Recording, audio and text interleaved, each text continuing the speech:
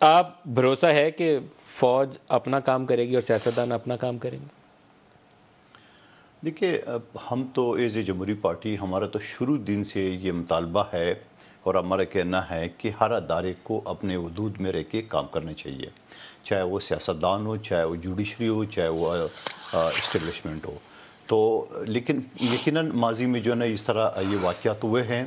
چاہے جنرل ضیاء کا لے لے، چاہے جنرل ایوب خان کا لے لے، یا جنرل مشرف کا لے لے، یہ چیزیں تو ہوئی ہے۔ اب اگر فوج چیخ چیخ کے بول رہی ہے، D G I S I جو ہے نا تاریخ میں پہلی مرتبہ وہ اگر پریس کے سامنے آتا ہے اور یہ کہتا ہے کہ ہم نہیں آتے ہیں، اور پھر تاریخ میں دوسرا بڑا واقعہ ہے جو آرمی چیف خود آ کے اس بات کی تصدیق کرتا ہے، تو یقیناً ہمیں اس بات پہ یقین کرنا چاہیے۔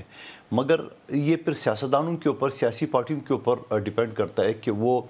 پھر جا کے وہی گیٹ نمبر 4 کی باتیں شروع نہ کرے۔ اور میں اس موقع پہ یہ بھی کہنا چاہ رہا ہوں ہمارے اداروں سے